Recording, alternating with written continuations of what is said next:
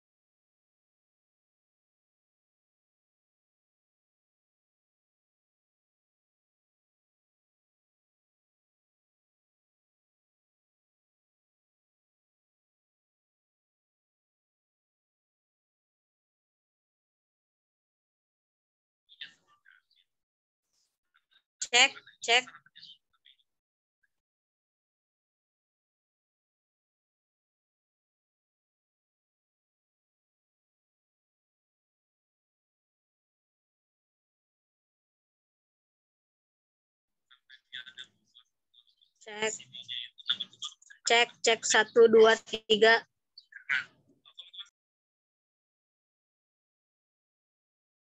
Masuk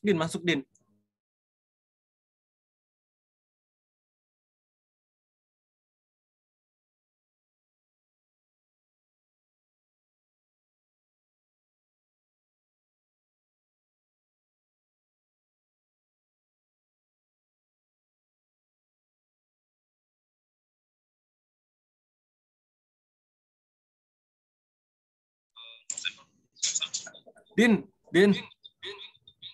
Ya. Ntar di 14.00 Langsung aja mulai. gua langsung admit semua ya kan, langsung lu coba sapa-sapa ya. Oke.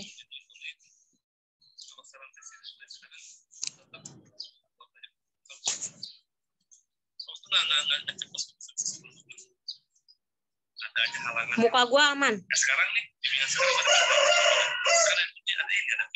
Oi. Aman, Din.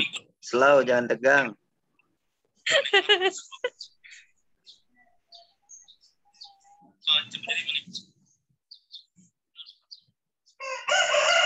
Kok mukanya Bang Abu ada, mukanya Dina nggak ada sih? Di gua ada kok. Tahu nih adminnya siapa ini? Enggak, Muka di gua. gua ada.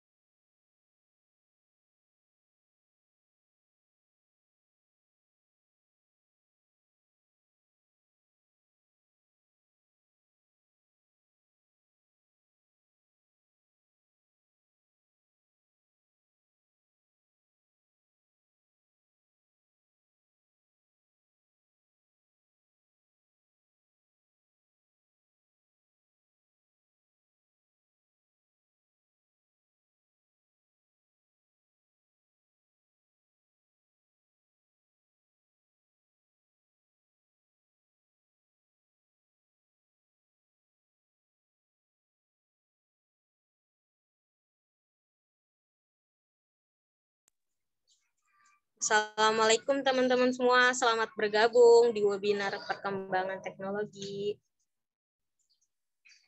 Buat teman-teman, untuk open kamera ya.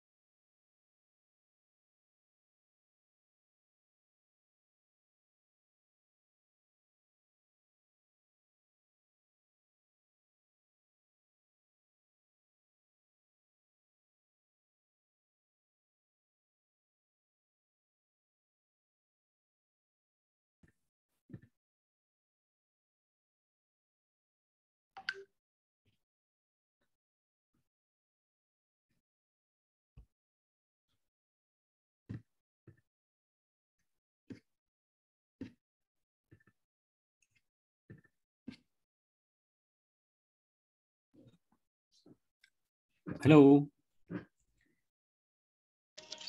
Halo Kak. Ya, Assalamualaikum warahmatullahi wabarakatuh. Waalaikumsalam. Kak, gimana Kak kabarnya? Baik-baik. Alhamdulillah. Gimana kabarnya? Dina? Baik juga Kak Dendi.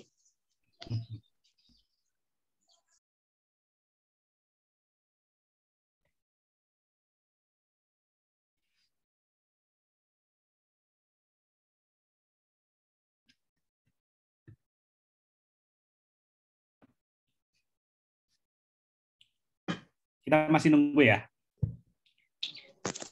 Kita langsung mulai aja kali ya untuk mempersingkat waktu. Assalamualaikum warahmatullahi wabarakatuh. Salam. Teman-teman semua, kembali di acara webinar perkembangan teknologi dengan tema peluang anak muda dalam dunia ekonomi digital. Bismillahirrahmanirrahim. Puji syukur kehadirat Allah Subhanahu wa Ta'ala yang telah memberikan beribu-ribu nikmat sehingga kita bisa berada di webinar hari ini. Izinkan saya memperkenalkan diri. Nama saya Dina Nurul Anissa sebagai MC di webinar hari ini. Oke, saya akan membacakan susunan acaranya. Acara yang pertama adalah menyanyikan lagu Indonesia Raya dan himne HMI. Selanjutnya, sambutan Ketua Umum HMI Konfaktek. Acara yang ketiga adalah penyampaian materi dari Kak Dendi. Acara yang keempat adalah sesi foto. Acara yang terakhir adalah acara penutup.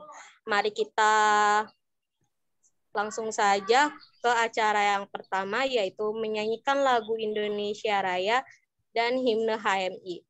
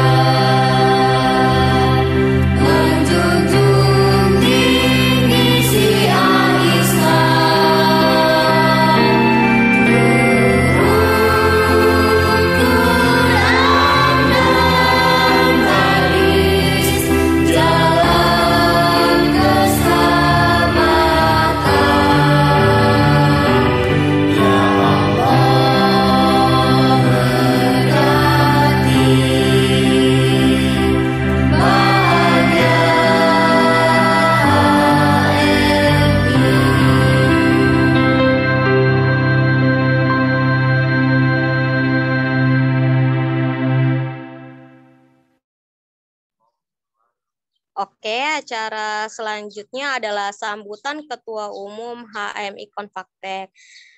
Waktu dan tempat saya persilahkan kepada Bang Abu Hanif. Dipersilahkan. Ya, terima kasih untuk Kak Dina Nurul Anissa selaku MC pada hari ini. Izin juga pada Bang Dendi. Bismillahirrahmanirrahim. Assalamualaikum warahmatullahi wabarakatuh. Selamat siang semuanya. Alhamdulillahirabbil alamin. Wabihi nasta'in wa ala umurid dunya waddin wa salatu wassalamu ala asrofil anbiya'i wal mursalin Sayyidina Muhammad sallallahu alaihi wasallam wa ala ahli baitit thayyibin at-tahirin wa ashabil muntajabin amma ba'd. Yang saya hormati kepada Kanda Dendi Sunardi selaku narasumber pada webinar hari ini dengan tema peluang anak muda dalam dunia ekonomi digital, serta yang saya banggakan kawan-kawan panitia dan pengurus HMI Konfaktek. Tak lupa juga kepada teman-teman peserta yang hari ini masih dengan konsisten mengikuti webinar kami dari seri pertama sampai seri terakhir pada hari ini. Dengan harapan kami mengadakan webinar ini dengan harapan kawan-kawan dapat membuka wawasan mengenai teknologi pada masa ini.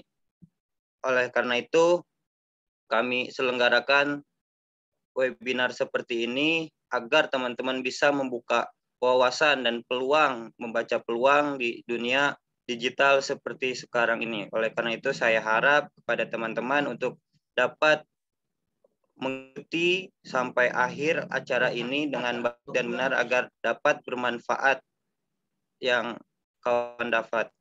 Kurang lebihnya mohon maaf. Billahi taufik wal hidayah. Wassalamualaikum warahmatullahi wabarakatuh. Terima kasih Kanda Abu sudah menyampaikan sambutannya. Acara yang ketiga yaitu acara inti, penyampaian materi dari Kak Dendi. Kepada izinkan saya untuk membacakan CV moderator.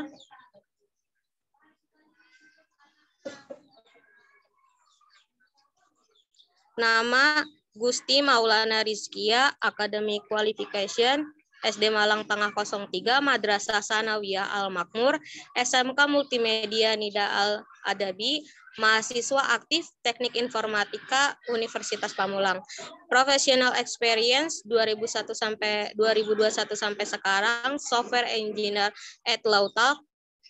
2021 Performance Development Filterpedia, 2020 sampai 2021 Web Development, 2019 Web Development in Galeri Investasi Unpam.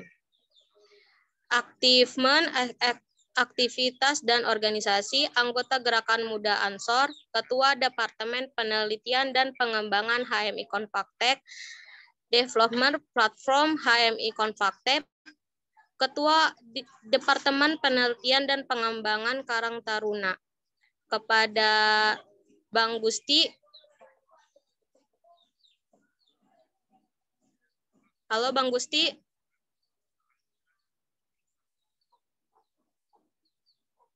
Bang Gusti. Monitor. Oh sorry, ya. Halo Dina. Terima kasih Dina. Ya. Kepada moderator dipersilahkan. Oke, terima kasih kepada Dina Nurul Anissa selaku Master of Ceremony. Saya moderator di acara hari ini, Gusti Maulana Rizkia, yang akan mandu acara sekarang. Pertama-tama izinkan saya untuk membacakan CV narasumber kita hari ini, Kanda Dendi Sunardi.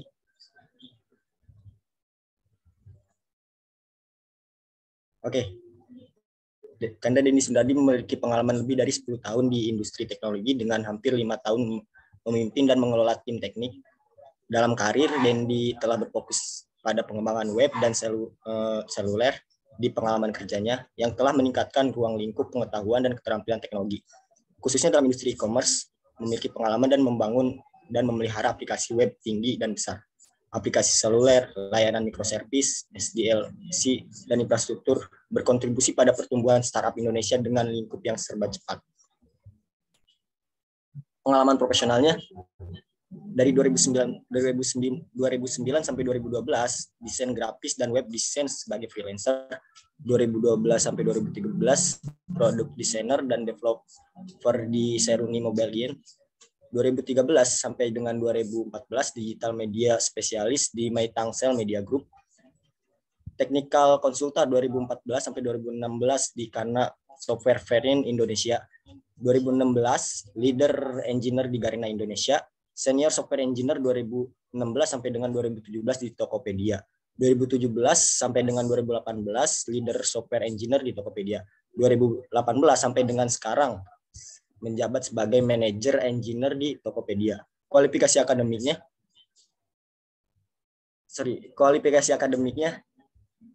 Kanda Dendi menempuh sarjana sastra Inggris di Universitas Pamulang Tangsel 2004 sampai dengan 2009, sarjana teknologi informasi Universitas Pamulang 2008 sampai dengan 2011,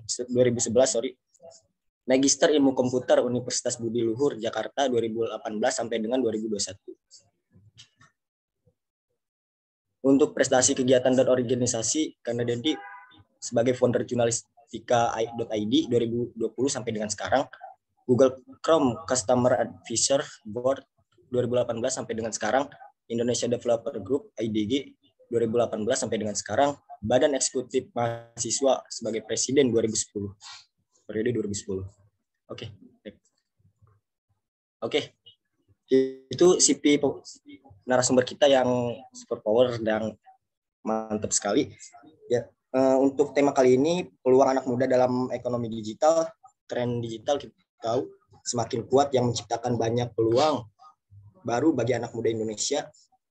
Peluang-peluang tersebut apa saja yang ada dan bisa kita kembangkan itu akan dipaparkan langsung oleh narasumber kita hari ini, Kanda Dendi Sunardi. Tapi sebelumnya saya akan menyapa Kanda Dendi. Halo Kanda.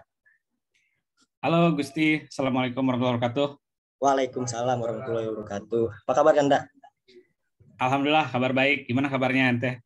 Alhamdulillah baik juga, syukur alhamdulillah Kanda. Oke Kanda, kalau begitu boleh langsung menyampaikan materinya. Waktu dan tempat dipersilakan pada Kanda Dendi Sunardi. Ya, baik. Terima kasih. Jadi ini presentasinya kita singkat aja, nanti kita lebih banyak tanya jawab aja kali ya. Boleh Kanda. Nah iya. Oke. Saya coba share screen ya.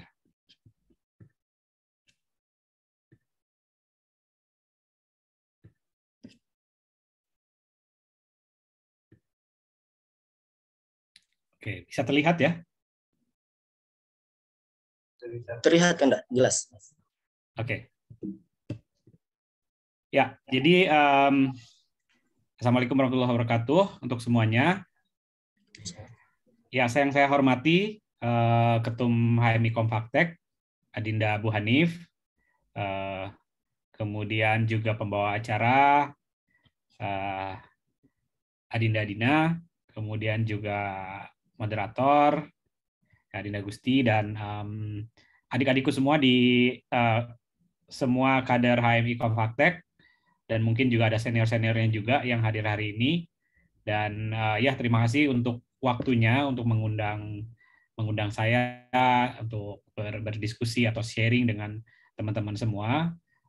Jadi ini sebetulnya bukan materi yang berat sih, cuman saya sharing ya, berdasarkan pengalaman, berdasarkan apa yang saya temuin ketika mungkin dulu waktu masih kuliah sampai hari ini, perkembangan yang saya lihat, saya alami sendiri gitu. Jadi nanti ini diceritakan ke teman-teman semua, dan mudah-mudahan bisa bermanfaat nanti jadi bahan evaluasi, jadi bahan motivasi, juga jadi bahan perbandingan gitu ya, referensi gitu.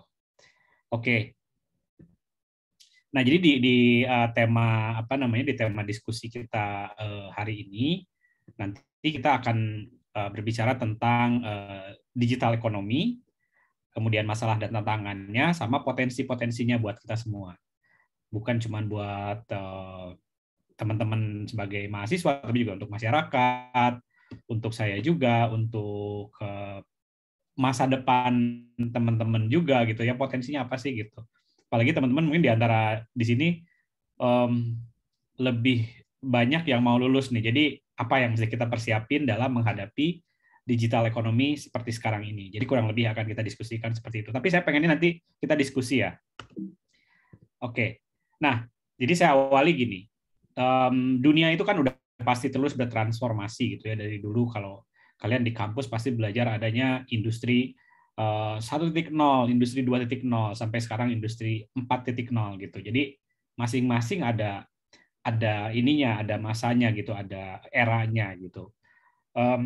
Semua era itu bukan berarti era 4.0 itu era terbaik gitu, nggak seperti itu. Jadi semuanya punya masanya sendiri-sendiri dan punya punya eranya sendiri gitu ya.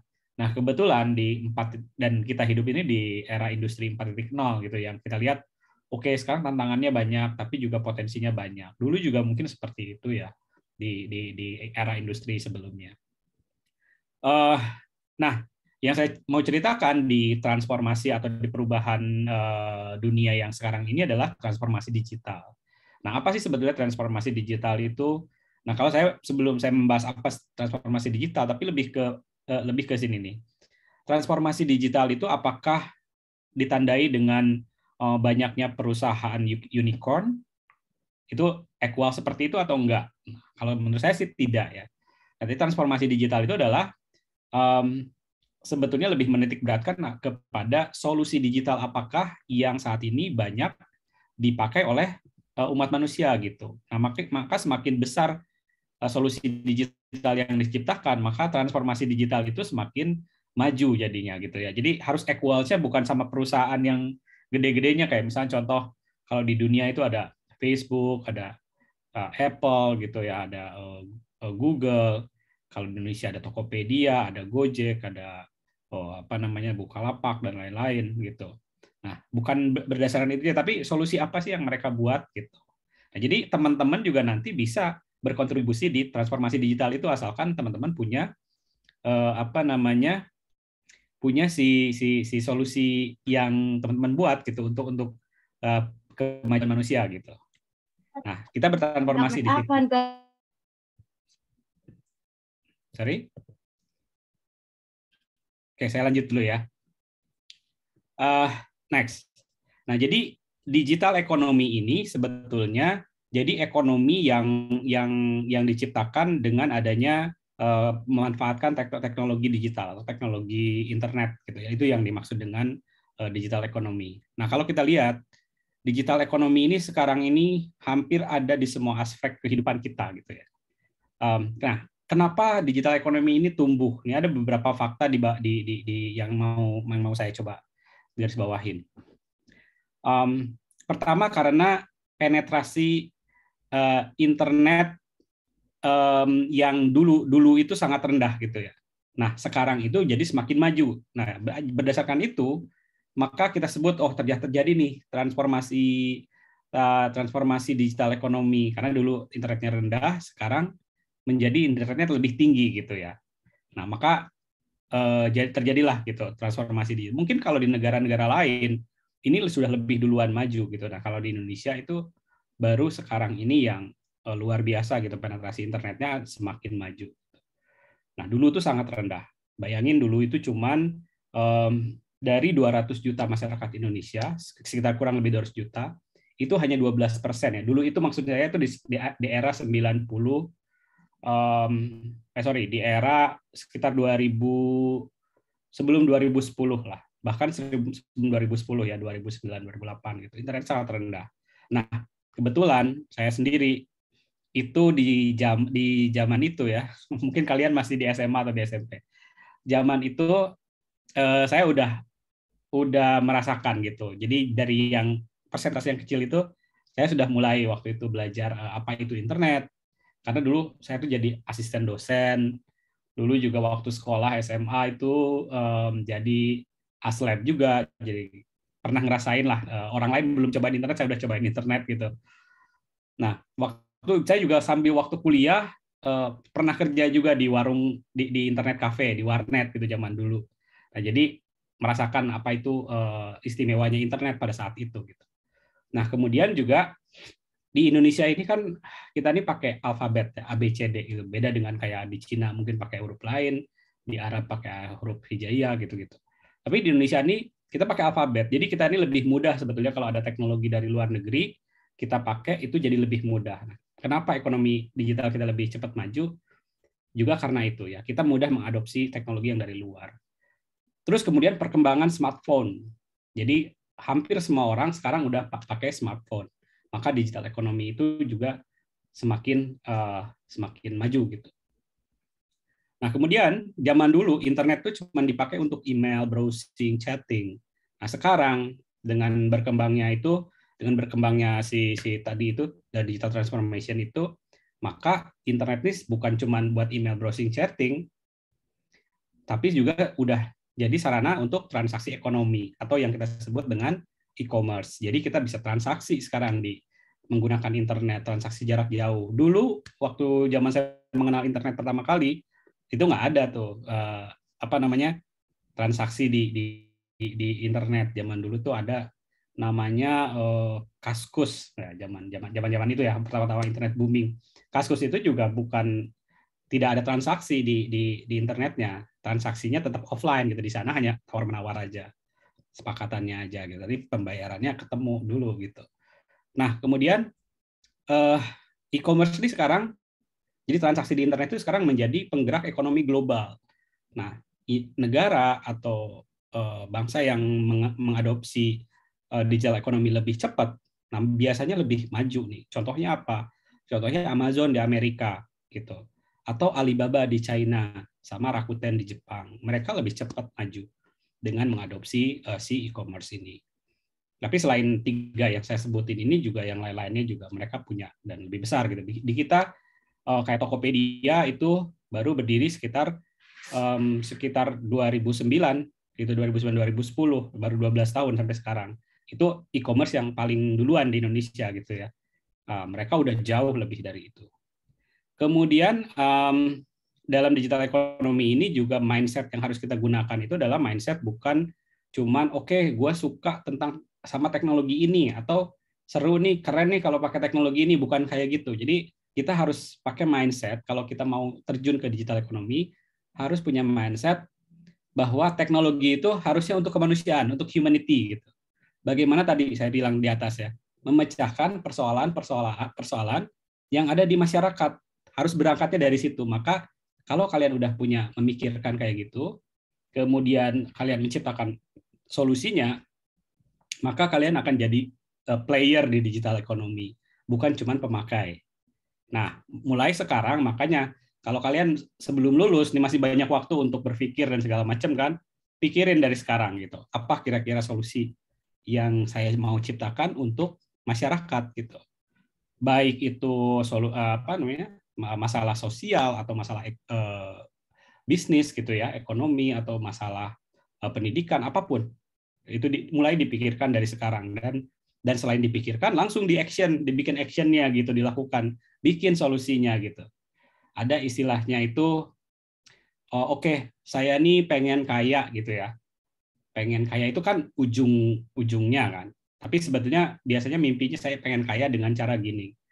Nah, itu kan mimpi ya. Kalau kayak gitu, misalnya saya pengen bikin mobil listrik gitu. Itu mimpi kan. Tapi sebetulnya yang sebaik-baiknya mimpi itu mimpi dengan mata terbuka. Apa itu mimpi dengan mata terbuka? Artinya gini, mimpi saya pengen bikin mobil listrik tadi yang dibilang kan. Itu kan mimpi. Kemudian kalau kita mimpi dengan mata terbuka itu setelah kita ucapkan, kemudian kita pikirkan gitu. Gimana caranya? Setelah itu bikin rencana dan lakukan gitu. Nah, jadi kayak gitu urutannya. Jadi sebaik-baiknya mimpi, tadi kan bikin mobil listrik adalah mimpi. Tapi sebaik-baiknya mimpi adalah mimpi dengan mata terbuka, yaitu dengan cara memikirkan, kemudian mengucapkan, memikirkan, kemudian laksanakan gitu. Kerjain gitu, prosesnya apa aja. Dari yang mulai terkecil. Ya misalkan mulai dari bikin mobil-mobil mainan dari listrik gitu ya, dan seterusnya. Nah, kemudian dengan digital ekonomi itu kan di Indonesia udah mulai, kan tadi saya bilang kayak Tokopedia mulai 2009, maka ketika pandemi kemarin itu mulai 2020 itu di Indonesia mulai diuji kan, semua proses ekonomi berhenti gitu. Kayak mungkin kalian juga kuliah akhirnya di rumah. Saya juga bekerja mulai tahun 2020 itu udah mulai di rumah gitu ya. Nah tapi dengan adanya kita basic digital ekonominya udah tumbuh, kayak misalkan kita udah ada sistem pembayaran e-wallet, kita udah ada e-commerce, pesan udah bisa online, kita juga bisa tarik transfer uang secara online gitu ya. Akhirnya kita lumayan tidak terlalu terpuruk gitu negara kita. Dengan solusi digital ini Indonesia jadi lebih siap nih menghadapi tantangan pandemi. Dan akhirnya yang belum siap, yang belum mempunyai solusi di digital pun akhirnya mulai bertransformasi kan. Gitu. Nah, jadi sebisa mungkin teman-teman nih semuanya background-nya kan kebanyakan teknik. Jadi mulai memikirkan kalian mau kemana arahnya dan mau bidang apa yang kalian coba ikutin gitu. Nah, gimana persiapannya kita bahas ya, nanti ke depan. Nah, jadi digital ekonomi ini kenapa sangat berpotensi gitu. Jadi kalau menurut data yang saya dapetin dari Where Social and Hotsuite 2021, nah, kalian bisa lihat sendiri nanti datanya. Jadi kayak total populasi Indonesia itu sekarang ini 274,9 juta, sekitar segitu. Sedangkan koneksi HP-nya itu lebih besar sebenarnya dari masyarakat, karena ada beberapa mungkin masyarakat yang lebih dari satu gitu punyanya ya. Sedangkan pengguna internetnya sekarang udah lebih besar. Tadi saya bilang sekitar 2009-an sekitar 12%. Nah, sekarang udah 202,6 juta gitu pengguna, udah jauh lebih banyak. Dan pengguna sosial media yang aktif itu ada 170 juta. Jadi ini potensi digital ekonomi nih ke depan. Nah, kalau kalian melihat potensi ini, gimana nggak tertarik sih kalau kita terjun ke sini gitu ya? Pasti tertarik. Oke, nah kalau kita ngomongin digital industri gitu ya, sekarang ini kan banyak banget digital industri ini di segala bidang tadi seperti yang saya sebutkan. Contoh bidang apa sih yang nggak ada digitalnya gitu ya? Kalau kita lihat kan ada di bidang perdagangan, di bidang kesehatan, perbankan, keuangan, pendidikan, perjalanan sama transportasi, hiburan, komunikasi, media dan pemberitaan, dan pemerintahan juga udah mulai. Contoh misalnya di dunia perdagangan, kita melihat sekarang ada yang terbesar itu Tokopedia di Indonesia. Ya kan, yang lain-lain ada contohnya Bukalapak atau Blibli, kemudian juga ada mungkin Shopee juga ya ada di situ. Kemudian di dunia kesehatan, di masa pandemi kemarin kita kadang perlu obat, tapi kita nggak mau pergi ke rumah sakit atau ke apotik. Nah, ada Halodoc gitu ya. Nah, itu udah jadi industri kesehatan itu untuk menggantikan industri kesehatan salah satunya. Kita juga mau konsultasi sama dokter, ya udah kita pakai Halodoc aja, nanti di sana disebutkan gejalanya apa, nanti dokternya menjawab, memberi guidance harus gini, tindak lanjutnya dan obatnya harus ini, gitu ya. Kemudian di dunia perbankan, nah mungkin ini teman-teman saya nggak tahu apakah sudah mulai mencoba atau belum. Perbankan ini sekarang ada namanya bank digital ya, selain kita bank konvensional. Kalau dulu kita mau ke bank itu rada-rada males ya. Kita mesti antri dulu, mesti datang pagi-pagi, mesti antri lama kalau mau buka rekening. Gitu. Kalau mau store juga kayak gitu. Kemudian apalagi kalau misalkan kartu kita hilang misalkan. Kartu ATM hilang. Nah, itu harus ke bank dulu kan. Sekarang ini sudah ada bank digital. Salah satunya Bank Jago gitu. Jadi bank digital ini kita bikin rekening nggak usah ke kantor, ke banknya gitu.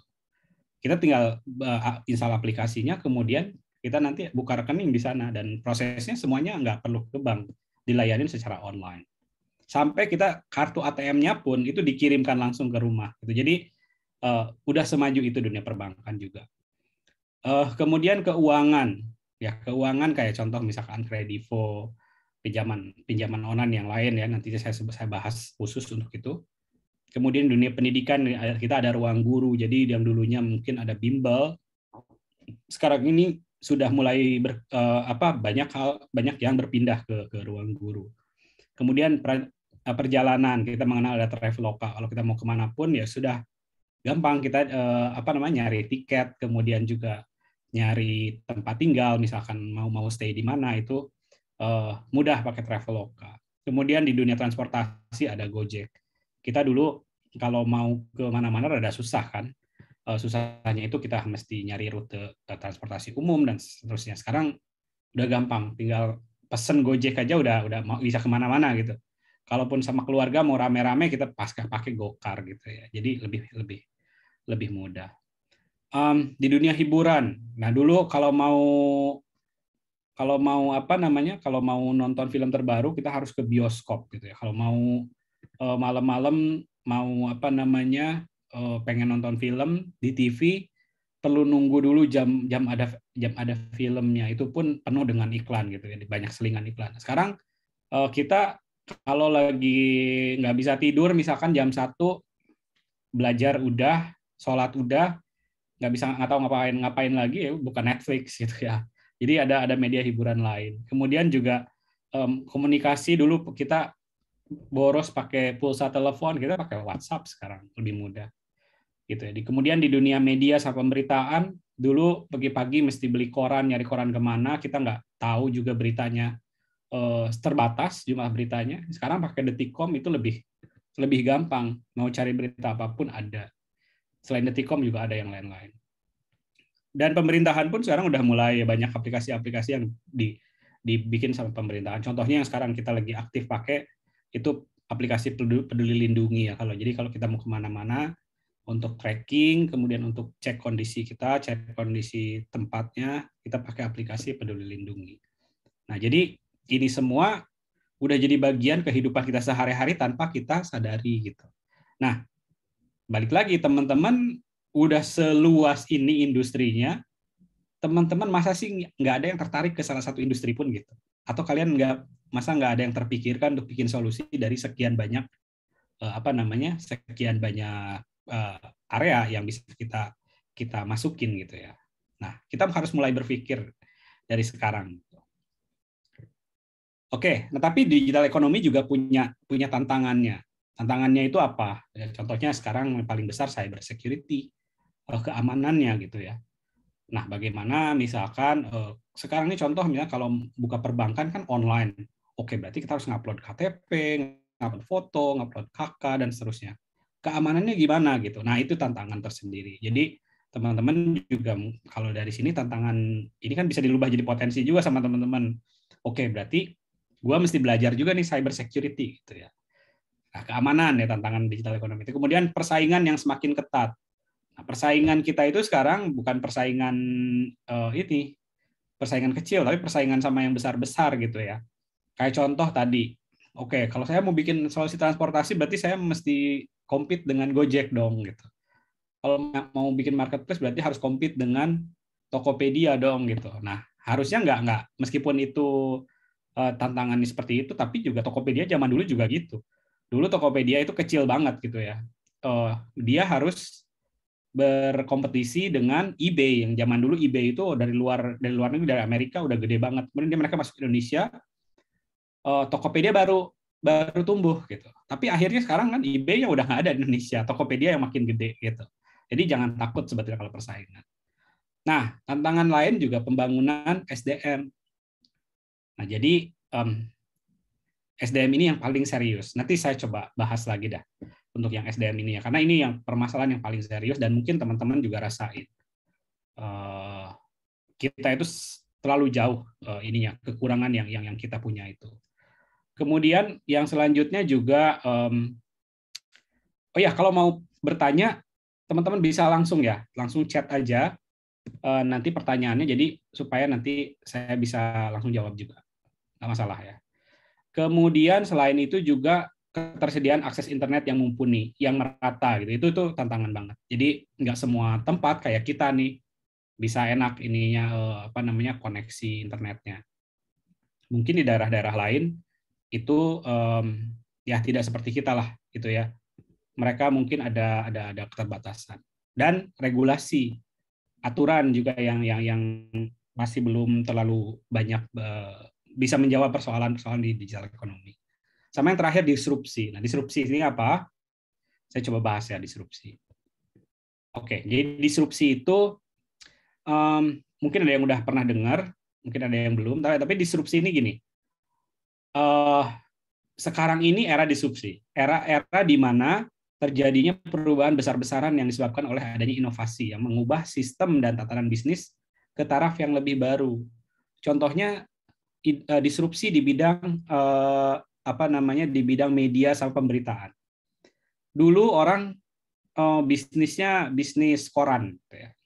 Tapi dengan adanya digital transformasi berubah ke media online, bisnis koran mati. Nah, itu terdisrupsi ekonominya. Begitu juga dengan misalkan tukang ojek pangkalan, misalkan. Adanya ojek online sekarang, terdisrupsi mereka. Gitu ya. Kemudian mungkin ada juga dunia perbankan yang tadi saya bilang. Sekarang kantor cabang bank itu udah mulai banyak yang tutup di beberapa daerah. Gitu ya. Dan mungkin orang-orangnya juga banyak yang dipecat juga gitu ya. Karena bank sekarang ini lebih gampang kan, jadi dan tidak memerlukan kantor cabang yang banyak gitu. Ya, jadi kuncinya untuk menghadapi disrupsi ini ada 3. Kita ningkatin SDM, ilmu, sumber daya manusia, kemudian harus menerapkan teknologi digital di setiap lini kehidupan, kemudian juga harus terus melakukan inovasi. Jadi tidak hanya misalkan gini, kita nih punya usaha nih misalkan teman-teman ya sama atau orang tuanya atau siapa gitu, atau kerja di perusahaan yang di sebuah perusahaan, tapi dia terdisrupsi misalkan. Ya udah kita harus menerapkan teknologi digital, tapi tidak harus sampai situ. Kita juga setelah menerapkan teknologi digital itu harus terus berinovasi. Karena di dunia yang serba cepat di era digital ini, menerapkan teknologi digital aja itu tidak cukup ya. Jadi kita harus berinovasi terus. Contoh misalkan gini, dulu BlackBerry gimana besar banget kan BlackBerry kan. Mungkin ada teman-teman yang di sini yang ngalamin pakai BlackBerry. Tapi sekarang kita lihat udah nggak ada artinya gitu, BlackBerry nggak ada yang pakai lagi di Indonesia. Kemudian dulu Yahoo.com itu perusahaan teknologi yang lumayan besar gitu. Bahkan Google belum kedengeran waktu itu. Tapi sekarang Yahoo sangat minim dipakai sama orang. Orang banyak pakai Google. Nah, kenapa? Karena mereka tidak melakukan inovasi atau inovasinya sangat minim. Gitu. Ya. Oke. Balik lagi tadi, beberapa selain tantangan juga problem ya dari ekonomi digital itu tadi masalah sistem regulasi. Contohnya yang paling dulu pernah kita lihat itu kenapa sistem regulasi ini berakibat jadi problem di masyarakat. Contohnya masalah Gojek sama ojek pangkalan, Gojek versus ojek pangkalan. Dulu kan sering ya berantem apa gitu. Gara-gara nggak jelas regulasinya. Kemudian di e-commerce banyak produk ilegal atau juga banyak pinjaman online ilegal sekarang. Nah, jadi itu problem-problem dari ekonomi digital. Banyak banget. Ya, disruption seperti yang saya bilang. Kemudian banyak hilang pekerjaan. Itu juga saya sempat sebutkan. Oke. Nah, saya mau lanjut ke sini. Disrupsi tadi, ini sebetulnya ada disrupsi tentang perdagangan yang dulu orang jualan, banyak jualan kayak gini di pasar, tapi sekarang sebetulnya banyak orang juga yang mulai beli dari online gitu ya. Meskipun mereka juga nggak terlalu terdisrupsi, tapi orang udah mulai tersingkirkan gitu ya. Baik itu bisnis kecil maupun bisnis besar. Nah, yang kedua, disrupsi masalah keuangan. Nah, jadi contoh sekarang kalau misalkan ada satu kafe ataupun masalah digital payment ya, e-wallet sangat besar pemakaiannya. Saya yakin di antara teman-teman semua di sini pasti punya salah satunya lah dan pernah pakai salah satunya. Atau mungkin ada yang pakai 2 juga, ada GoPay sama OVO juga. Atau Link Aja atau Dana. Jadi disrupsi keuangan ini sekarang ini ada beberapa.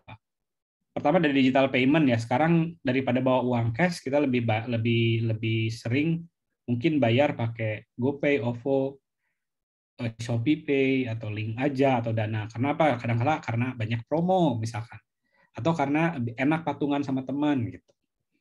Kemudian juga masalah pinjaman ya. Banyak juga yang Investri, Kredipo, atau juga banyak yang lain-lain pinjaman. Tapi pinjaman ini sekarang ini jadi lagi ada isu ya karena ada yang sifatnya ilegal dan ada sifatnya yang merugikan lah. Contohnya misalnya kita pinjam bunganya itu di luar dari kemampuan si peminjamnya. karena itu sebetulnya ilegal dan tidak diawasi oleh OJK. Gitu. Kemudian selain pinjaman ada juga digital banking, seperti tadi ada Bank Jago. Kemudian juga BCA juga sudah mulai mengeluarkan ada namanya Blue ya, BCA digital. Jadi kita kalau mau bikin rekening BCA yang Blue itu nggak perlu ke kantor BCA-nya, langsung aja install aplikasinya, udah kita punya punya rekening gitu. Dan ngambil tunai pun di ATM nggak perlu lagi kartu ATM-nya, langsung aja ke ATM-nya, ambil kodenya, langsung kita ngambil uangnya gitu. Terus kalau mau nabung gimana? Nah kalau nabung sekarang ini masih harus dari bank lain nabungnya. Jadi atau harus store tunai dulu di ATM-nya. Nah, yang terakhir sebetulnya disrupsi keuangan ini yang menarik adalah sekarang ini tentang digital asset, cryptocurrency. Jadi kalau dulu kita itu mengenal uang itu ya uang rupiah, dolar, yen gitu ya, yang kita kenal, yang kita pelajarin dulu. Nah sekarang ini ada semacam uang juga, tapi ini berupa digital gitu, atau disebutnya biasanya cryptocurrency. Nah, cryptocurrency ini sekarang ini jadi lumayan tren karena dianggap secara jangka panjang ini mungkin menggantikan posisi uang yang konvensional. Jadi uang itu untuk apa sih? Untuk uang itu kan untuk alat transaksi kan. Nah, mungkin ke depannya kita pakai uang digital ini, si cryptocurrency ini. Yang kita kenal kan ada yang gede-gede itu ada Bitcoin ya pasti ya. Bitcoin itu yang paling banyak dipakai. Selain Bitcoin ada juga Dogecoin, ada Ethereum sama Cardano, ada Cardano. Nah, tapi kita ngomongin Bitcoin dulu. Jadi kenapa sekarang digital asset ini jadi sangat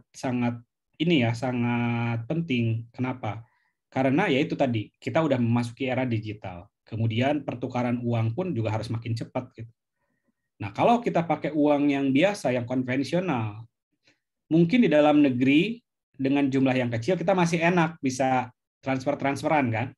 Tapi gimana kalau misalnya udah jumlahnya besar, kemudian lintas negara? Karena kalau uang biasa itu kan itu ada yang ngatur kan, bank sentral di negaranya sendiri. Kalau di Indonesia BI gitu, itu ada yang ngatur. Tapi kalau jadinya kalau misalkan kita transfer dari uang Indonesia ke Amerika, misalkan kita mau kirim, nah itu harus melewati aturannya BI dulu, melewati aturannya Bank Amerika dulu hingga sampai ke sana. Jumlahnya juga diawasin dan seterusnya. Jadi prosesnya ada pihak ketiga, keempat dan seterusnya. Tapi melalui dengan digital aset kripto ini nanti ke depan kita transaksinya itu tidak lagi memerlukan pihak ketiga. Jadi hanya memerlukan sistem yang namanya teknologi, yang namanya blockchain itu. Jadi dengan teknologi blockchain, perpindahan antara jumlah kripto ini dengan kripto yang lain, jadi misalkan dimanapun adanya itu bisa cepat dan jumlahnya bisa lebih besar karena tidak melibatkan tadi ya pihak ketiga, hanya melibatkan teknologi yang disebut dengan blockchain gitu. Dan secara jangka panjang Bitcoin ini kenapa jadi perlu kita tahu juga. Secara jangka panjang Bitcoin ini atau uang aset kripto ini dimungkinkan harganya atau nilainya akan naik gitu, akan tumbuh gitu. Contoh mungkin Bitcoin itu zaman dulu satu Bitcoin itu bisa disebut tidak ada artinya ya. Bisa cuman misal satu Bitcoin cuman 20.000. Tapi sekarang satu Bitcoin itu bisa seharga 600 juta, 700 juta satu Bitcoin. Gitu ya. Bahkan kemarin sempat mendekati angka 800 juta. Gitu. Jadi sebegitu besar potensialnya, tapi juga fluktuasinya masih tinggi juga. Gitu. Ada yang bertanya? Boleh gimana, Pak Moderator? Oke, boleh, Kanda. Ya, boleh langsung kalau ada yang mau bertanya. Jadi ya, boleh langsung yang mau bertanya langsung di kolom chat. Nanti bisa saya bacakan. Ya. Oke, saya lanjut dulu ya. Nah, jadi sebegitu potensialnya gitu ke depannya. Tapi juga teman-teman kalau misalkan tertarik sama Bitcoin ini atau mau mencoba cari tahu, ya itu harus cari tahu dulu. Jadi jangan mentang-mentang kayak oke, Bitcoin ini kayak kata orang berpotensi lah, terus kemudian menarik gitu ya. Kemudian kalian pakai uang misalkan uang bukan uang kalian, kemudian kalian beli gitu. Nah, jangan kayak gitu. Jadi cari tahu dulu apa sih sebetulnya kripto itu atau digital asset itu, kemudian apa sih Bitcoin itu, bagaimana fluktuasi harganya, kemudian juga bagaimana potensinya saat ini, minggu ini, bulan ini, atau menit ini gitu. Karena dia berubah per setiap harinya itu, per setiap jamnya itu dia harganya berubah. Kemudian tapi secara jangka panjang, banyak yang analis yang menyampaikan bahwa uang kripto ini atau aset kripto ini akan sangat berpotensi untuk memiliki adopsi atau dipakai sama orang banyak di seluruh dunia ke depannya ya. Sekarang kan yang kita tahu ada satu negara di Amerika Latin sana namanya El Salvador. Mereka udah mulai pakai tuh Bitcoin untuk transaksi di negaranya gitu, terbiasa ya. Transaksi biasa gitu, transaksi kayak warung gitu. Kemudian kemarin sempat ya Tesla itu perusahaan mobil listrik yang terbesar di dunia. Sempat juga dia mengumumkan bahwa untuk membeli mobil Tesla itu bisa pakai Bitcoin juga. Gitu. Nah, juga banyak sekarang industri-industri perbankan juga mulai melirik itu bagaimana Bitcoin itu ke depan pertumbuhannya. Tapi sebetulnya Bitcoin itu di belakang itu semua kan ada teknologi yang menarik yaitu blockchain itu, makanya itu menarik. Nah, Bitcoin itu kita anggap sebagai US dollarnya lah gitu ya, sebagai apa, karena ini cadangan ininya nilainya besar. Tapi selain Bitcoin juga ada tadi mata uang yang lainnya, mata uang kripto yang lainnya kayak Dogecoin, Ethereum, Cardano dan seterusnya. Dan ini juga teknologinya berkembang terus, memungkinkan nanti ke depannya bisa juga misalkan pinjaman juga dengan kripto kayak gini, kemudian kayak tadi transaksi atau transfer pembayaran dalam negeri dan luar negeri juga pakai Bitcoin ini ke depannya. Jadi ya lumayan menarik. Jadi teman-teman mungkin mulai sekarang bisa cari tahu dulu kalau ada uang lebih, uang aman, bisa mulai investasi juga di Bitcoin. Kita lihat perkembangan harganya gimana secara jangka panjang gimana gitu. Jadi tapi uang aman ya, maksudnya jangan melihat ini supaya kita beli supaya untung cepat gitu, nggak seperti itu, tapi secara jangka panjang gitu. Oke, ini disrupsi keuangan. Jadi nah sekarang bagaimana nih kita anak muda, kita generasi berikutnya yang kalian sekarang masih kuliah, supaya lulus kuliah ini bisa berkontribusi di ekonomi digital ini. Yang bisa saya sampaikan adalah bangun potensi diri gitu. Dan sebaik-baiknya investasi itu investasi untuk membangun diri, untuk pendidikan sebetulnya. Jadi kalau kalian sekarang ini masih masih punya uang lebih misalkan, daripada kalian investasi ke apa, lebih baik investasi ke diri kalian. Contoh misalkan selesaiin bayar uang kuliah, atau kalian ngambil kursus coding, komputer, kursus bahasa Inggris, atau nabung buat S2 misalkan, itu lebih baik. Jadi yang paling utama harus dipersiapkan untuk menghadapi ekonomi digital adalah bangun potensi diri. Karena kompetisi itu bukan cuma lokal nanti ya. Jadi 100% itu global. Kayak misalnya orang dari India bisa ke Indonesia, kita juga orang Indonesia bisa bekerja di Amerika misalkan. Jadi lebih gampang. Jadi ada 4 hal yang mau saya garis bawahin untuk berkontribusi ke ekonomi digital ini. Kalian harus bagus dalam hal bahasa Inggris, karena bahasa Inggris bahasa internasional, dan semua topik-topik tentang dunia digital juga ada pakai bahasa Inggris, knowledge-nya. Kemudian yang kedua, kalian mulai juga dan harus diperdalam itu tentang pemrograman komputer. Kalian harus mulai terjun, baik itu pemrograman komputer untuk software maupun pemrograman komputer untuk ngebangun hardware atau robotik gitu ya. Kemudian juga harus belajar statistik dan psikologi gitu. Statistik itu kayak contoh misalnya ngebaca data, nge-summary data, nyari nampilin segala informasi itu berdasarkan statistik gitu-gitu. Dan psikologinya gitu dari statistik itu harus kalian pelajarin.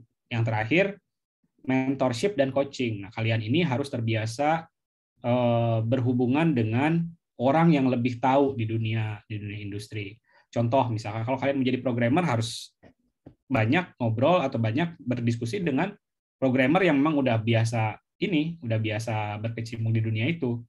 Kalian mau belajar misalkan tadi tentang gimana sih di dunia fintech, misalnya dunia keuangan digital gitu ya.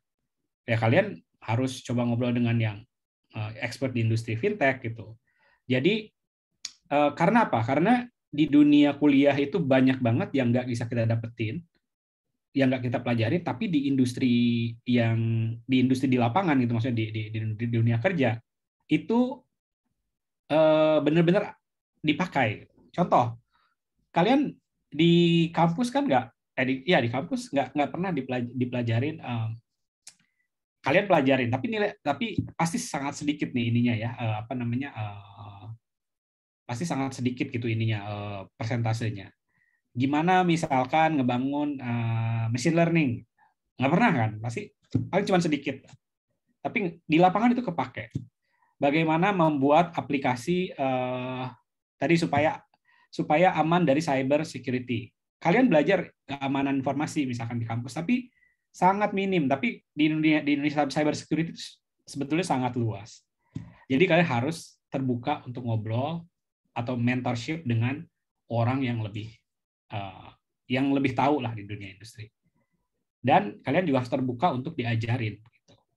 Ya, dan harus belajar ke YouTube, ke buku, bukan cuma yang bahasa Indonesia, tapi juga yang bahasa Inggris, gitu-gitu. Jadi mentorship sama coaching itu penting untuk mempersiapkan kita di dunia ekonomi digital.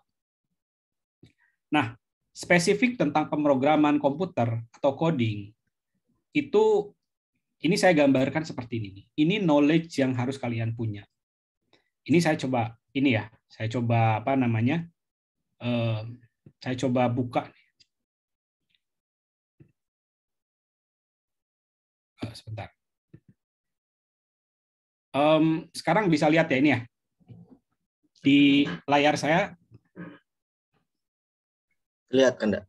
Bisa lihat ya, jalur-jalur untuk diagram tentang ilmu apa saja atau topik apa saja yang kalau harus kalian milikin kalau misalkan kalian tadi untuk belajar kalau di sini tadi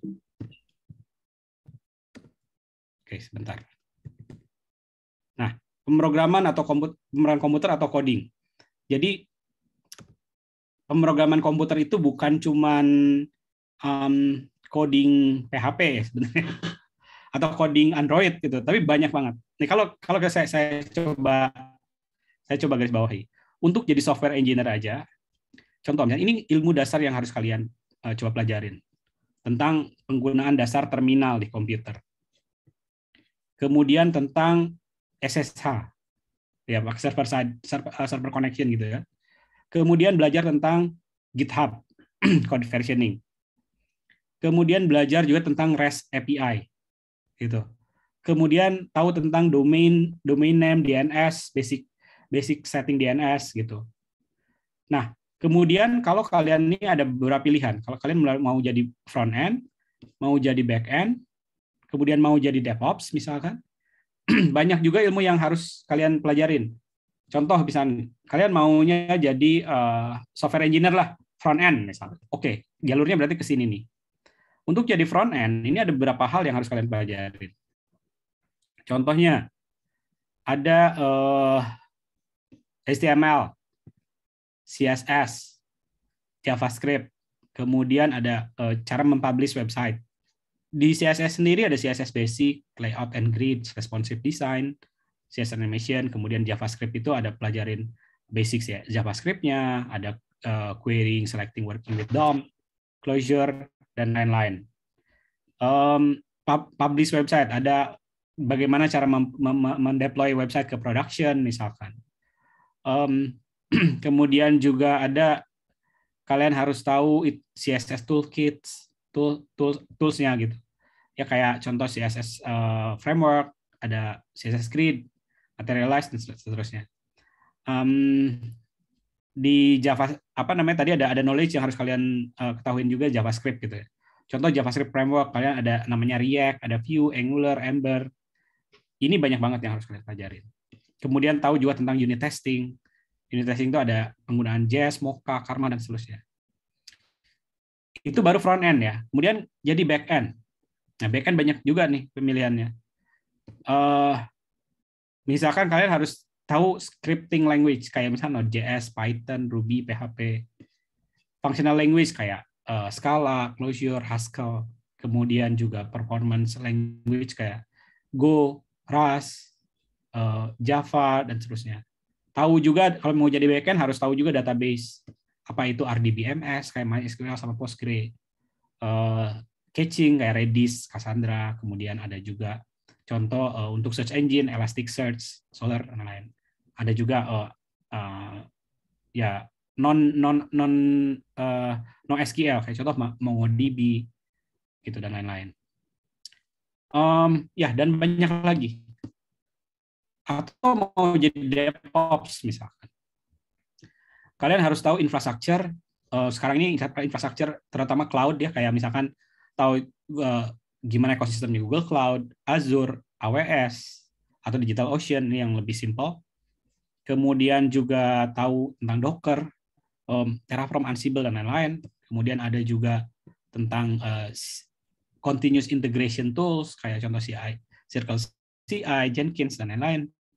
Ada juga kalau kalian tertarik di DevOps ini belajar Docker gitu ya, dan seterusnya dan seterusnya. Jadi banyak sekali pilihan dan hal yang harus kalian persiapin dalam menghadapi industri digital, ekonomi digital. Nah, ini semua itu nggak instan belajarnya, of course kan. Nggak cuma sebulan, 2 bulan.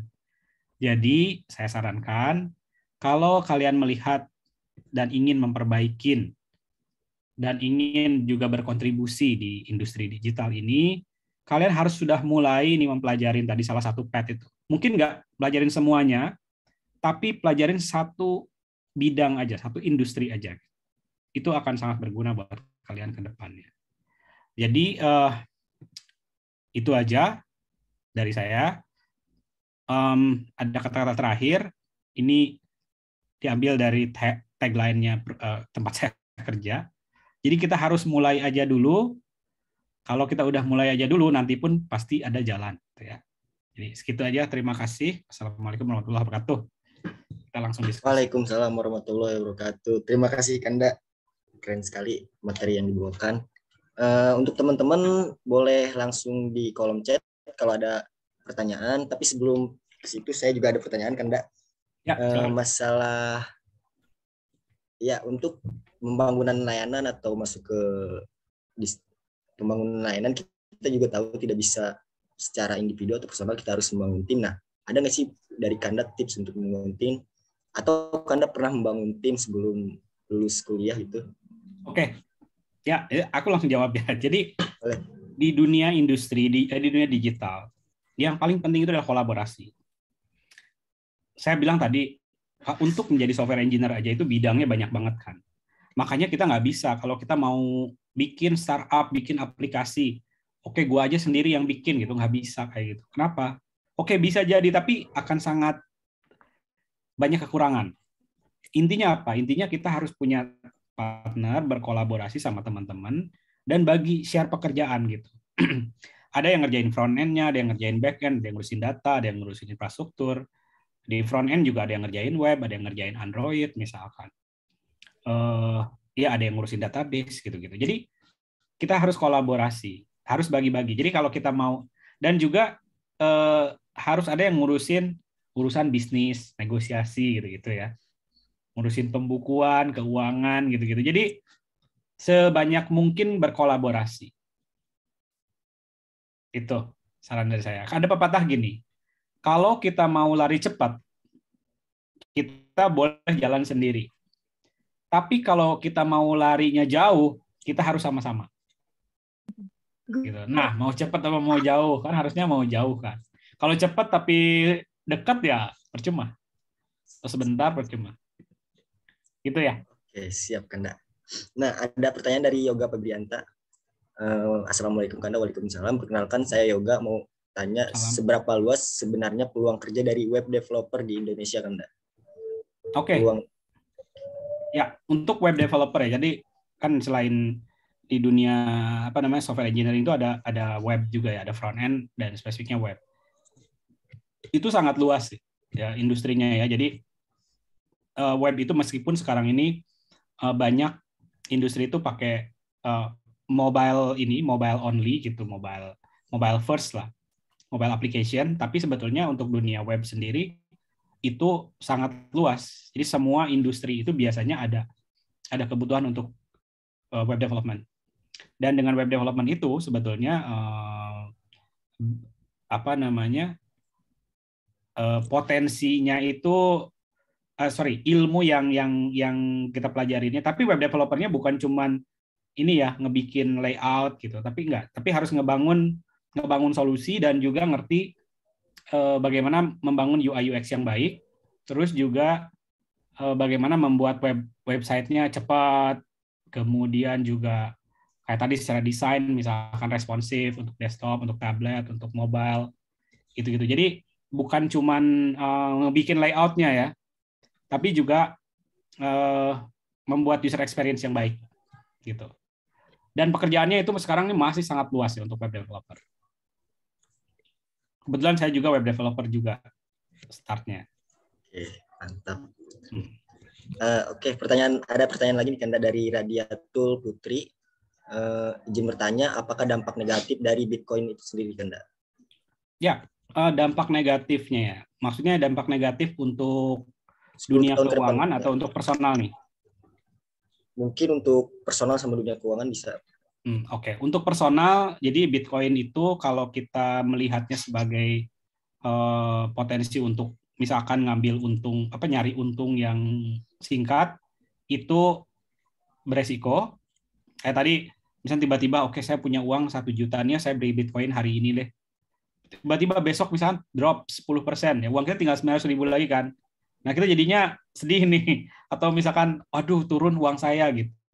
Nah itu negatif kalau kayak gitu. Tapi kalau kita melihat, oke saya mau coba cari tahu dulu Bitcoin itu seperti apa, kemudian juga mulai misalkan invest kecil-kecil dari 100.000 kan bisa ya beli Bitcoin. Tapi juga ngelihat tren harganya kan tadi seperti saya bilang naik turun kan.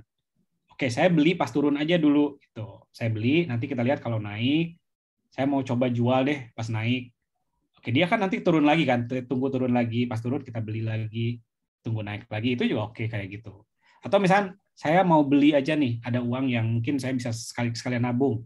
Saya beli sekarang, saya cuma liatin aja, tapi saya nggak mau jual, nggak mau ambil, saya mau ambilnya nanti 2 tahun, 3 tahun, saya mau nambah terus. Itu juga strategi yang bagus juga. Tapi ada dampak lain kalau secara industri ya. Bitcoin itu kan tadi dikirimnya tidak ada orang ketiga kan, hanya teknologinya aja. Mungkin bisa dipakai juga untuk kebutuhan kayak misalnya kita satu organisasi terorisme ngirim uang ke organisasi terorisme yang lain dengan jumlah yang besar, ya bisa jadi kayak gitu. Itu kan ada dampak negatif lah. Oke, Kanda. Siap, terima kasih Kanda. Nah, ada dari pertanyaan juga dari Abu Hanif selaku Ketua Umum Faktek. Tadi sedikit bersinggungan mengenai robotik. Nah, di Indonesia sendiri bagaimana perkembangan dan peluangnya di Indonesia, Kanda? Oke. Ya, robotik itu jadi tadi selain dunia software engineering, sebetulnya yang harus kalian juga yang harus mulai kalian lihat itu di dunia hardware engineering gitu ya. Jadi membuat hardware, yaitu dengan cara kita biasanya risetnya ngebangun robotik gitu.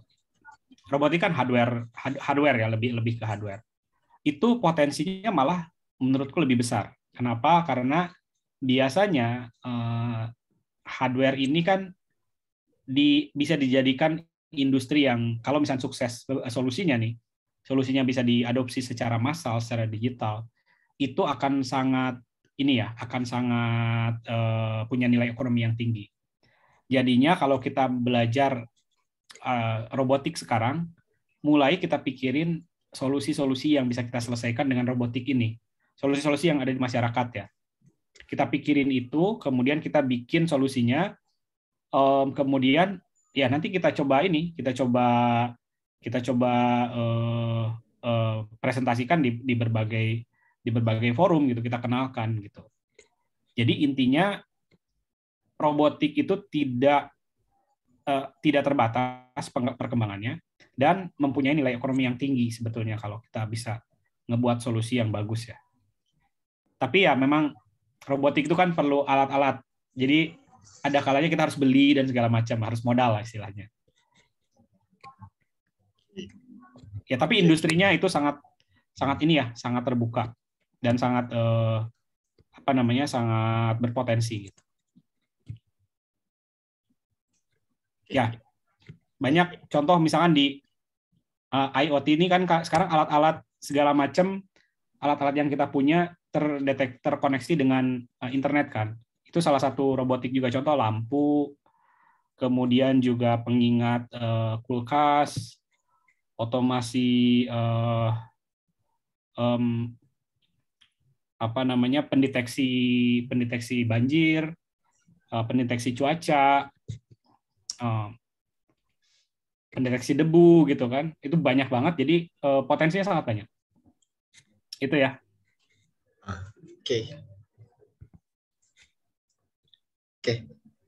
Oke, Kanda IC. Nah, untuk tadi masalah tantangan di slide presentasi Kanda itu menyinggung persaingan yang ketat. Nah, cara kita untuk branding berhasil menuju ke step berikutnya itu bagaimana nih Kanda? Oke. Ya. Nah, ini pertanyaan yang bagus ya. Jadi persaingannya ketat, tapi saya bilang bukan berarti tertutup persaingannya kan. Karena potensi kita market di dunia Indonesia ini luas banget gitu. Jadi yang harus kita lakukan itu adalah solusi kita harus unik. Jadi kalau misalkan udah ada nih misalkan startup yang di bidang ini, oke, kita nyari diferensiasinya sama yang kita bikin apa? Ada nggak yang membedakan kita dengan mereka? Oke ya. Nah, kalau kita udah tahu ini ada yang beda nih sama mereka, di kita kelebihannya ini gitu. Oke, nah ini dibangun dan tonjolkan potensi itu gitu. Jangan lupa bangun sistem itu atau bangun startup itu jangan sendiri.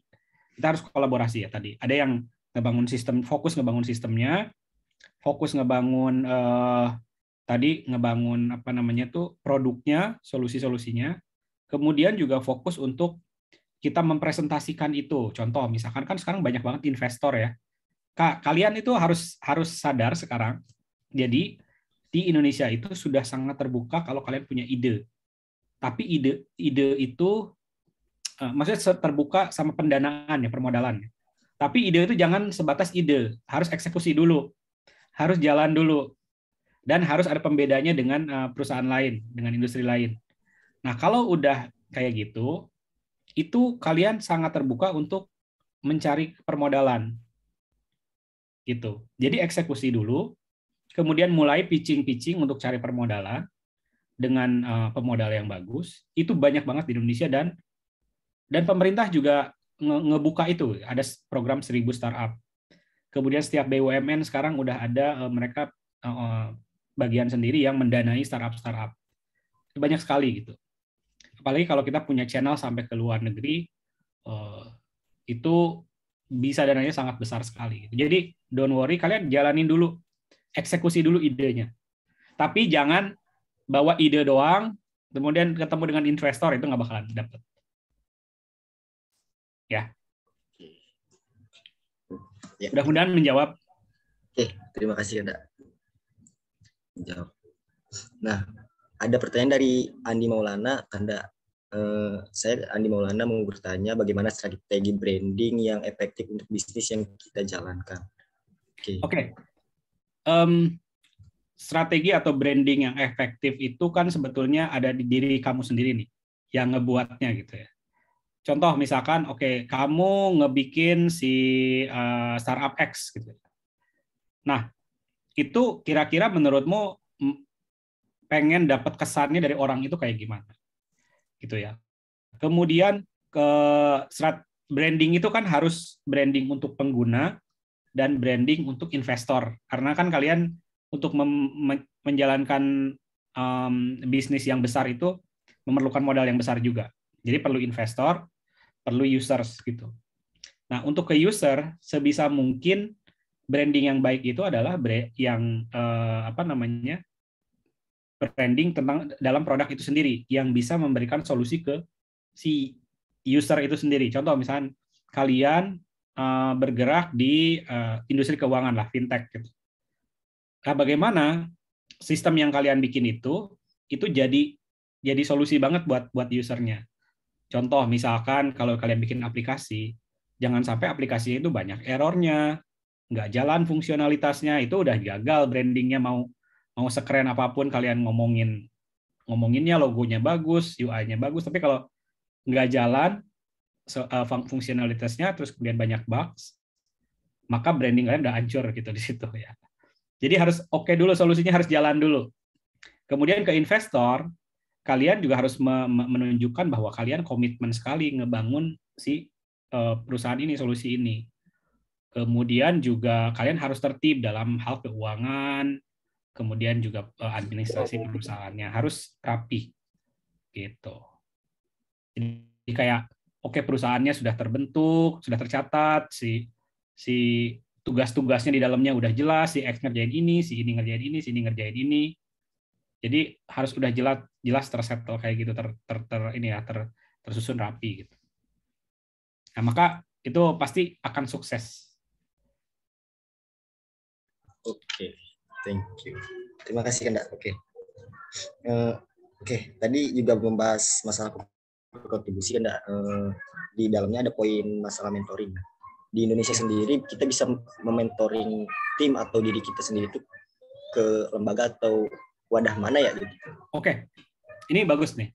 Nah, jadi tadi salah satu cara kita mempersiapkan diri adalah mentoringnya. Mentoring itu bukan kita mesti siap cari mentor gitu. Sekarang ini banyak. Contoh, kalian nonton di YouTube, misalkan kalian mau belajar membuat aplikasi berbasis Maps di Android. Kalian cari tuh topik yang channel YouTube yang membahas itu. Oke ya. Cari siapa yang kira-kira di YouTube yang biasa membuat konten tentang itu, cari dan kalian pelajarin dari situ. Satu, yang kedua cari bukunya. Kalian pelajarin buku atau artikelnya gitu ya. Atau ya biasanya buku lah gitu. Ada buku e-book gitu kan. Cari di situ. Kemudian yang selanjutnya, di Indonesia ini banyak community teknologi. Contoh, kalau saya tuh biasanya ikut dulu namanya Google Developers Group, GDG, GDG. Ada juga kalau mahasiswa ini ada namanya DSC, Developer Student Club.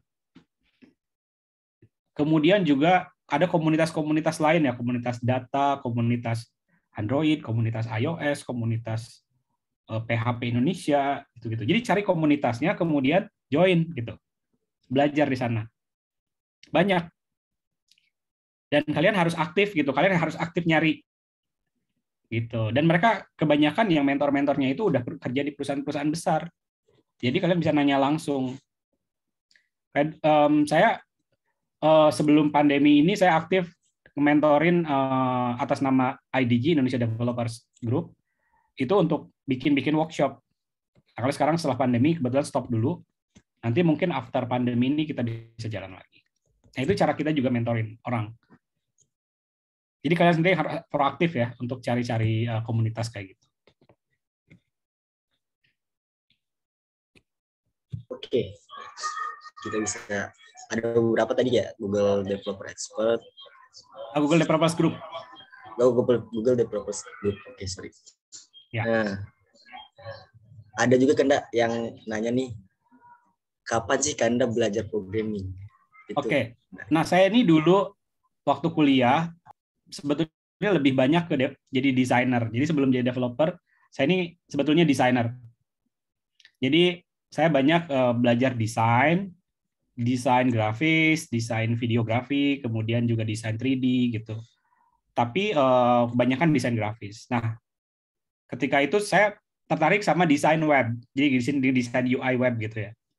Nah, terus kemudian karena dulu tuh jarang banget ya ada partner-partner yang jago programming di kampus juga jarang sekali gitu. Jadi setelah saya bikin desainnya, saya coba ya udah saya aja yang codingnya juga ke coding HTML, bikin CSS, bikin CSS-nya. Jadi saya mulai coding sendiri tuh. Jadi setelah saya tadi ngedesain web, saya tertarik tuh sama dunia coding web waktu itu. Ya udah dari situ, oh tertarik nih, jadi udah bisa langsung dari desain langsung jadiin aplikasi sendiri gitu.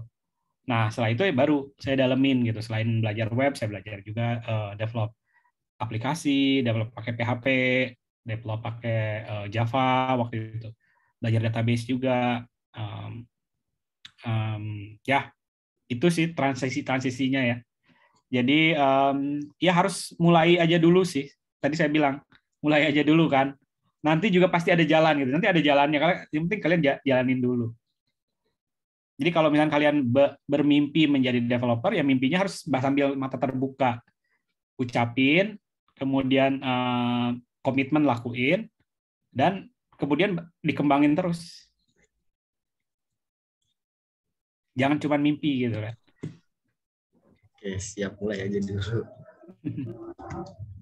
Oke, nah mungkin ini pertanyaan terakhir mungkin ya. Izin bertanya, saya Silmi mau bertanya apa yang harus kita persiapkan dari sekarang agar kita bisa memanfaatkan peluang di masa depan kan? Oke.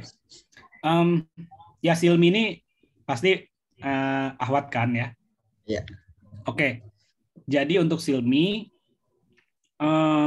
apa namanya yang perlu dipersiapkan itu sebetulnya di dunia teknologi ini terus terang ya, di dunia teknologi ini kebanyakan cowok. Tapi sekarang ini perempuan itu didorong juga di dunia teknologi dan sangat diperlukan perannya gitu di dunia teknologi. Silmi harus punya keinginan dan harus bisa mendobrak tadi itu paradigma teknologi itu untuk cowok gitu, untuk laki-laki. Nah, harus mau untuk masuk ke dunia teknologi. Contohnya apa sih yang mesti dipersiapkan? Kayak tadi ya, industri di digital, di ekonomi digital itu banyak banget. Ada di dunia pendidikan, di dunia apa namanya, di dunia perdagangan, perbankan dan lain-lain. Kemudian yang harus kita persiapkan tadi ada 4 kalau nggak salah saya bilang, ada bahasa Inggris, kemudian belajar coding, harus mentoring, sama juga satu lagi tadi kita harus apa namanya ini psikologi ya. Nah, mungkin bisa berawal dari belajar bahasa Inggris dulu ya. Belajar bahasa Inggris, dari situ nanti kalian apa namanya, karena materi teknologi ini kebanyakan bahasa Inggris. Kemudian belajar coding. Paling simpel lah, belajar bikin web, bikin aplikasi mobile, bikin database, ataupun bikin ngedesain UI UX misalkan. Belajar di situ dulu. Salah satunya aja dulu. Nah, setelah itu mentoring, jadi cari sumber yang kira-kira bisa mengimprove itu, karena kalau belajar sendiri pasti ada mentok ya. Tapi kalau misalnya sama mentor nanti berkembang terus gitu. Ya. Dan itu harus punya tekad yang kuat dari diri sendiri bahwa oke, saya nih mau masuk ke industri digital dan saya mau belajar belajar bikin aplikasi untuk bikin produk digital misalnya gitu-gitu. Harus punya ini sendiri, harus punya keinginan yang kuat dari diri sendiri, komit gitu ya. Itu dari saya. Ya, oke. Mungkin itu diskusi dan pembahasan kita hari ini kan.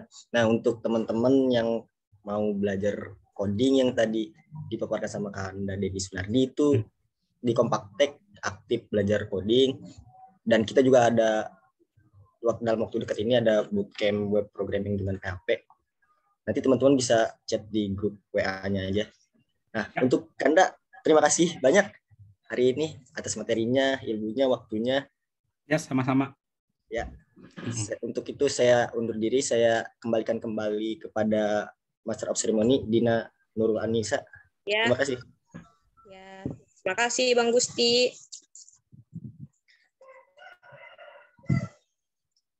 Sebelumnya terima kasih kepada pemateri yaitu Kak Dendi. Semoga apa yang disampaikan bermanfaat. Buat para partisipan nih, masih pada semangat nggak untuk ke sesi selanjutnya nih? Kebetulan banget ini sesi terakhir ya. Sesi terakhir. Terima kasih juga nih yang udah mengikuti webinar dari sesi pertama sampai sesi terakhir. Semoga apa yang diberikan ilmu oleh para pemateri, kalian bisa ini ya ambil pelajarannya.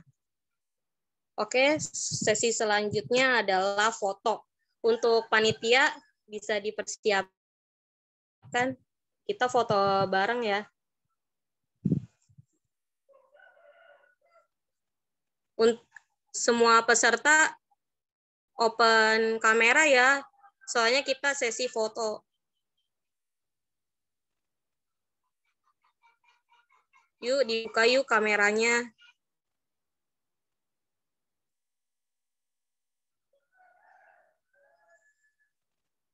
Kameranya dibuka teman-teman.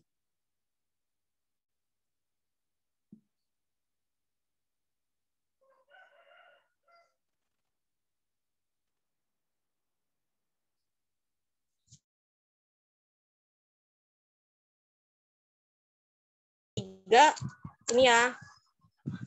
1, 2, 3. 1, 2, 3. 1, 2, 3. Oke. Oke. Terima kasih. Acara selanjutnya adalah penutup. Alhamdulillahirabbil alamin. Webinar terakhir ini berjalan dengan lancar. Mohon maaf apabila ada kesalahan kata dan perbuatan. Wassalamualaikum warahmatullahi wabarakatuh. Waalaikumsalam warahmatullahi Waalaikumsalam warahmatullahi wabarakatuh. Waalaikumsalam warahmatullahi wabarakatuh. Sampai berjumpa di webinar selanjutnya. Oke. Terakhir ya. Teman-teman jangan lupa isi link presensi ya di kolom chat.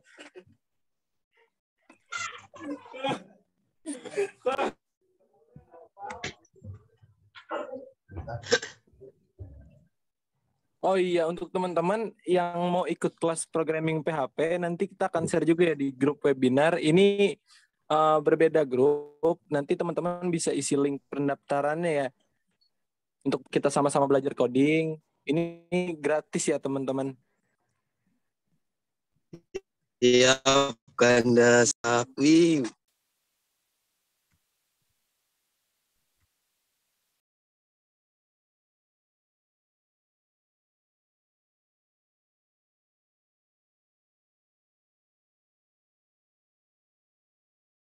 Jangan lupa diisi linknya ya guys. Oke guys.